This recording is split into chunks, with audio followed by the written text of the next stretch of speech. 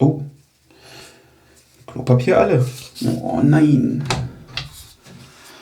Einen wunderschönen guten Tag, meine Damen und Herren. Hier ist euer Arne von Kreis 32 und wir haben ein Problem. Das Klopapier ist alle, der Ikea-Halter ist kaputt. Das schreit nach einer Sache, und zwar einem Klopapierhalter für Männer, wo man nicht nur eine Rolle unterbringt, sondern 2, 3, 4, 5 oder mehr. Einfach aus dem Grund, dass wir nicht für jede Rolle losrennen müssen und eine neue beschaffen müssen. Denn denkt dran, wir haben eine Krisenzeit und wir müssen auch die ein oder andere Rolle einfach mal bunkern können, ohne dass wir jedes Mal dann Probleme haben wie diese, dass wir jetzt feststellen, dass wir uns den Hintern nicht abwischen können. Also, ab in die Werkstatt und wir bauen uns einen ordentlichen Halter.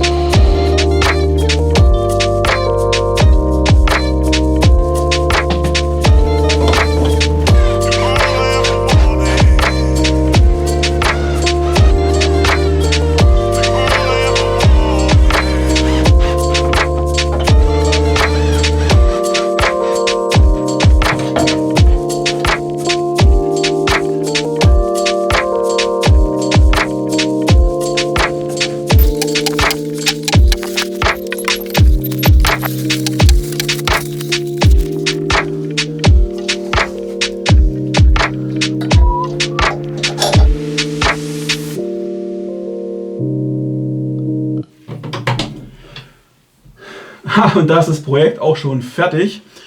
Wie ihr sehen könnt, habt ihr hier oben einen riesen Vorrat an Klopapier. Hier unten ist die aktuelle Rolle. Das Ganze ist gesichert durch diesen Stift, damit die nicht abhaut. Und ja, wie ihr so eine Klopapierrolle benutzt und so einen Klopapierhalter und so ein Klo, das wisst ihr ja selber. Hier gibt es das nächste Video von mir und hier könnt ihr mich kostenfrei abonnieren. Wir sehen uns beim nächsten Video. Also, ciao. Oh.